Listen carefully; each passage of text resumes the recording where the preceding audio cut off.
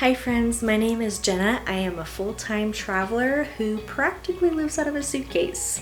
If you're new here, I went to Disney World for 8 days and I went completely solo. A lot of you were interested in traveling solo to Disney and had a lot of questions about it, and also just general Disney questions. So I wanted to dive in on how I planned everything and how I saved over $1,400 planning my solo Disney trip with only 60 days in advance. First of all, if you've been with me before, I just want to say a huge thank you for sticking around with me. I know I have not been very consistent lately, and that's just because I've had a lot of life stuff going on. So I really do appreciate you guys coming back for more. So thank you. And if you aren't already, make sure to subscribe so you always know when I'm posting. Now let's dive into it. First of all, what was it like traveling solo to Walt Disney World? This was my very first trip to Disney World, and I had mentioned in my first vlog how I felt, and it really was exactly what I thought it would be like. I had tried many times to plan a Disney trip, and it always fell through, and it was almost always the other person that it fell through because of. So I ended up deciding that I was tired of waiting on everybody else, and I was going to do something that I've always wanted to do, and do it by myself. And there's a lot of pros and cons to solo travel. I solo travel for work full time, so I know a lot of these, but for Disney in particular, there's very few cons, surprisingly. I mean, obviously the biggest con is that you don't have somebody there to share memories with. Disney is full of memories, so sometimes it can be a little bit sad in some ways. Also, there's nobody to save your spot in line, so if you want to get food or something while you're waiting, you kind of have to plan ahead for that. That was really honestly, that might have been a bigger con than the first one I mentioned. And then of course, waiting in lines or waiting for shows can be a little bit more boring. But if you have your cell phone, then I think you can keep yourself entertained. And the list of pros is honestly so endless that I'm gonna try to keep it short and sweet. First of all, you get to do what you want to do. You get to ride what you want to ride. You get to wake up whenever you want and go to sleep whenever you want. You get to eat what you want. So there's so many things that you get to do with that flexibility of traveling solo to Disney. You are more likely to speak to new people. I talked to a lot of really awesome people while I was standing in line or waiting for shows, and I got to know some people. So I think that you're more likely to talk to other people when you're alone rather than like being in a bubble like a friend group. So that's one thing that's kind of universal, but it's obviously more so at Disney because you feel like you have a connection to people who are around you because you're all there for the same thing. And kind of on the same note, it also builds a lot of confidence when you go places alone, because naturally you want to be with somebody, whether it be like going to the movies. So when you go to Disney and do something by yourself like that on that level, it really helps you become more confident in your own skin. And then of course, single rider lines. There's not a lot of these at Disney World, but still, it saved a lot of time. I did get a question about how I felt at night as a solo traveler to Disney World. Staying on Disney property was the safest I've ever felt. I honestly might feel safer at Disney World on one of their resorts than I do at my own house. Even if I wasn't staying on Disney property, I think I would still feel really safe in one of the other hotels and just like using their shuttle. Or even just Uber, because Orlando just feels very safe compared to a lot of other touristy cities. I travel full-time by myself, like I said, and so I will probably make a video about safety things that I do while I travel, but there's a lot that I can go into on that. Of course, one huge tip that I have for traveling by yourself, and this goes for anywhere, is always let somebody know where you are, what you plan to do. Whenever I'm going between resorts And the theme parks, even if it was with the Disney transportation, I would still text and say which theme park I was going to, because you never know what could happen. I also got asked, how do I plan my Disney solo trip? And this is a loaded question, because just planning a Disney trip alone, there's so much. There's so much that I could talk about it for like probably an hour and still not really scratch the surface. So I will try my best to answer this question on a general platform, as well as giving you tidbits of what it's like planning for a solo trip in particular. Now, just a little bit of a background. I booked this trip in July. I went in September. So there was only really like a 60-day, I think it was less than 60-day window between booking and going. It was very sporadic, last minute choice. So I think I could have saved a lot more money if I booked further out in advance, but I did still save over $1,400. I also have to say that Disney vlogs really do help, even if it's just like somebody's vlog of what they did in the day. And that's not to say that you have to go watch all of my vlogs, although I would really appreciate it. Just like being able to figure out what people did and how they aligned all of their rides, just really kind of helped get me in that mindset, because I've been watching Disney vlogs for literal years. So I felt very adequately prepared to book this trip last minute, even though I've never been. Anyway, I made this Google Doc, which I will post here behind me. While I was planning, I did not change anything about this Google Doc, so it's very basic. This is what I had in a folder printed out when I went to the parks. So this is exactly what you're gonna see is what I had. First and foremost, I had to figure out when I was going to Disney World. You can check Google for lots of different options about when the best time to go to the parks is, but to be completely honest, it was so packed, even if it was the off season in September. So just go whenever you can, whenever you feel like the weather's going to be the best, because it was extremely hot in September and it was extremely crowded still. So I feel like it wasn't worth going when it was like extremely blistering hot. Other thing to say, especially if you're going in that off-season period, is check weather history to see when exactly hurricanes happen for Orlando. I made sure and I double checked this that I wasn't going to be going during a hurricane. My trip was 8 days total. Not 7. For some reason I wrote 7 on there. And then once I figured out which days I was going, so that would be September 11th to the 18th, I pretty much like played with my itinerary and I kept it very, very basic. Odds are if you are going solo, you're gonna get a lot more done than you think, because you don't have a group that's weighing you down. I'm a very much like a type A person, so I want to plan hour by hour, but keeping it open like this really made the trip relaxing, and it helped me not feel any disappointment if I couldn't get something in. So the biggest things that guided my decisions on where I was going to go are the park hours, and then which reservation only option I was going to go to and where it is in relation to the park. So I wanted to do the Be Our Guest restaurant, Oga's Cantina, and Ohana. So I had to figure out when I was going to do those things exactly, and I didn't want to do them all in one day. So as I was booking reservations, I highlighted them in green, including the park reservations.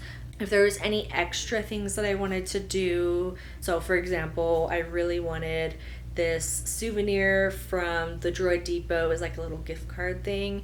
If that was something that was like time sensitive, or I just really wanted to get done that day, I put it in here. But as for like rides and shows and all of those things, I kept a list in my phone that was like maybe the top 3 to 5 things that I wanted to get done on that day, but I kept it very short and sweet, because that way I prioritized those things, got them done early in the day, and everything in the later day I could just like kind of freehand, and again that made it very much more enjoyable. Now personally, food, especially at Disney, is probably almost as important as the rides and the shows, so I did make a foodie list, I also go through almost all of these things in my food tour vlog, which you can watch now. But basically I had this list and then I referred to it anytime I was hungry. I also made myself a cheat sheet of like little important tidbits that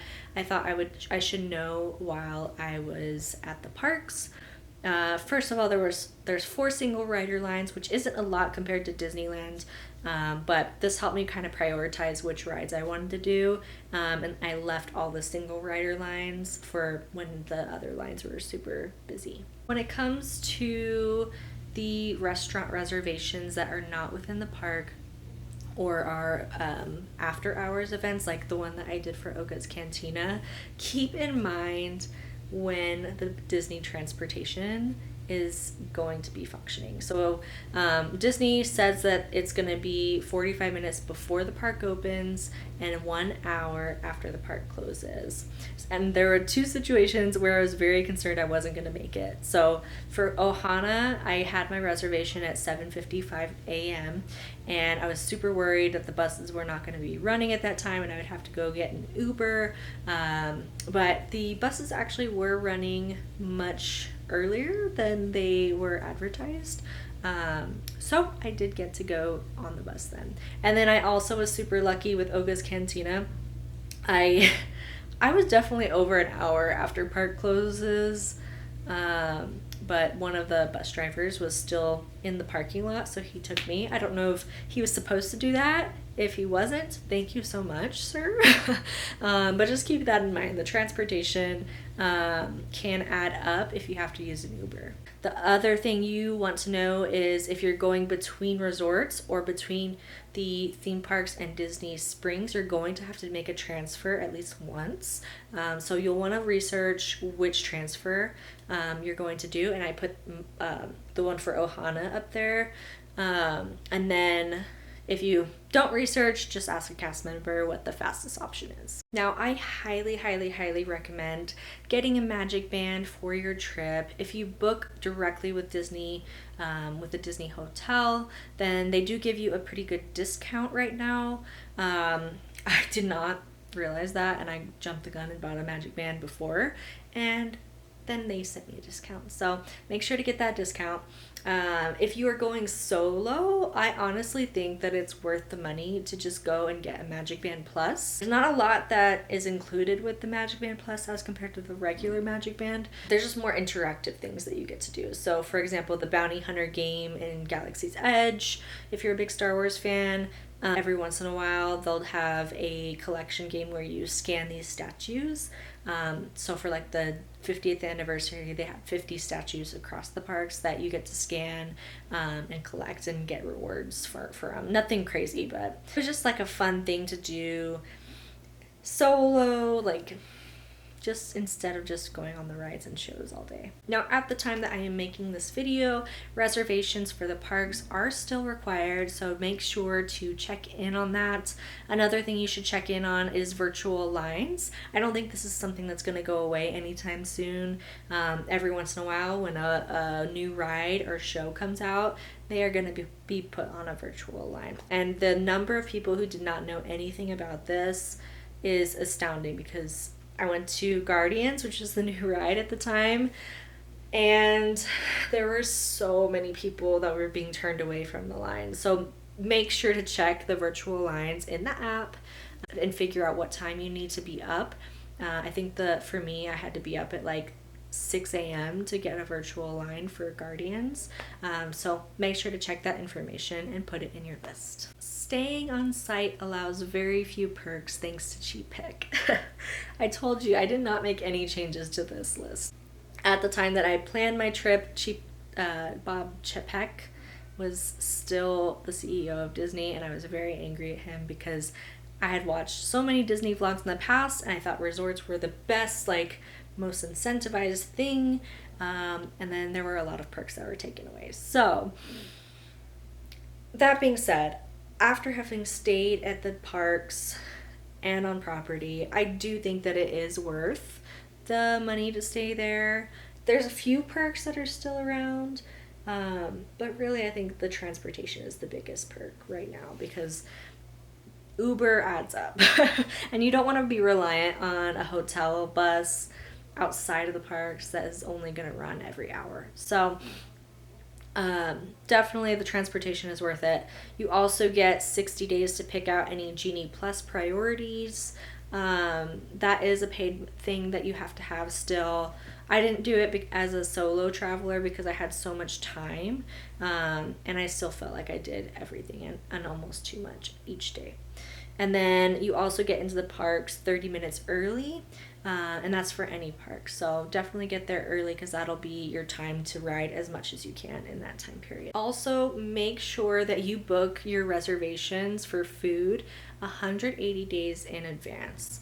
I waited last minute, like I said, less than 60 days, and I did have to plan a lot of my trip around those 3 reservations because there weren't a lot of options. There were more to me because I was a solo person, but if you're a family, that's going to be hard to find a last minute reservation. Just a random thing to mention, I also made myself a really long packing list of everything I needed for my trip, and I can make a video about this if you guys are interested for my next Disney trip. Now, the moment you've all been waiting for. How did I save a ton of money on this Disney trip? Again, this is a very loaded question. So let's start off with flights. If you can drive, you're gonna save money, but make sure to check the parking costs because that can really add up. As for me, I am from Arizona, so driving to Orlando is not an option unless I wanted to have a really long road trip. So I booked my flights with Southwest. I love them so much. A flight was going to cost me $980 round trip because it was so last minute, but I paid $0. And no, I did not pay for miles. Like, I literally paid $0 for this trip. I travel often, so every time I book, I really do try to book with Southwest. Because their points never expire, and if you book enough with them, your points are going to add up with Rapid Rewards. They are also one of the very few people that will give you money back as a credit if the flight gets cheaper as it gets closer to the date. So anytime I travel, I will check maybe a week before my flight and then again 2 days before my flight because that's when the prices drop the fastest. And then I will rebook. This time I got $280 plus business class just because the price went down. You repeat this anytime you go on vacation and you always book with Southwest, that is going to add up to a lot of money. And then also you get miles from those trips. So if you apply those miles and the credit that you saved, it pays for itself. If you don't travel enough, you can also apply for Southwest credit card. They do have an amazing reward program. Right now they have a promotion where they are offering 60,000 miles plus a 30% promotion code. If you guys are interested in that option, I will link it below. That way you can kind of take a look at it yourself. Now let's talk Disney. Obviously, this is a huge factor in the cost. Starting with tickets, there are 3 different options that you could take out for your Disney park tickets. And it really just boils down to 2 things. If you want a park hop and if you want to go to either the water park or the golfing. Personally, I really wanted to go to Typhoon Lagoon. I didn't end up going to the mini golfing, but Typhoon Lagoon is normally $69 by itself. So I compared the cost of doing a 1 park per day ticket plus the Typhoon Lagoon ticket. I also did the Park Hopper ticket plus the Typhoon Lagoon ticket, and then I did the Park Hopper Plus ticket, which includes the water park and mini golf as well. Obviously, Park Hopper Plus is going to be cheaper than the Park Hopper and the Typhoon Lagoon tickets together because it's a bundle. And then the difference between doing 1 park per day versus the park hopping was way less than I thought it would be. It was only $40 difference this way. And because I was going to park hop for 2 days, I knew for a fact that was only $20 a day to park hop and do whatever I wanted. So to me, that was worth the price. For the hotel, I initially started looking at hotels.com and all of the other like budget hotel websites, and honestly it was almost just as expensive to book there as it was to book with Disney. And the same thing goes for tickets. And I always strongly recommend, don't take my word for it. Like, do your own research and punch the numbers, because you're gonna find the same thing. The other thing is, when you book directly with Disney, there's just like a peace of mind that nothing is gonna go wrong because it's in Disney's hands. Because customer service with Disney is like second to none. Also, the hotel policy, like booking a Disney hotel through a third party, doesn't have the same flexibility and cancellation as it would booking directly with Disney. In this case for me, I checked Disney's specials. They have a lot of really great specials. You're gonna have to go to Disney World's website and scroll all the way down, and then in like little tiny fine print is a specials button. At that time, they were running a Disney Plus special, which I had, and that gave me the 7 nights in a hotel for $11.71.19.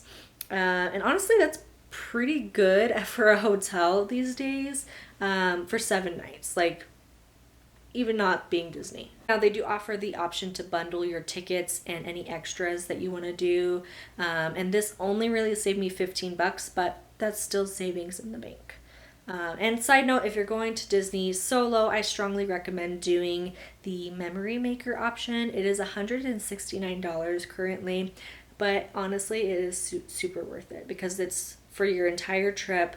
You get all of your pictures from the rides, and then there's so many people around the parks taking pictures of you, and they just get angles that I wasn't able to get by myself. Now for food, I took note of all 3 of the restaurants that I wanted to go to, and how much those costed, and then this is where the foodie list really came in handy. I calculated all of the costs of those snacks that I really wanted to try.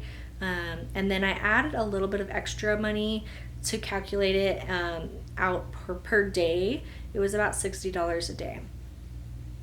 Now, whenever I do food, and this kind of goes for any place that I go to, I always overestimate my food budget because I don't want to stand there and be like, oh, I can't have that snack because I don't have enough money in the budget.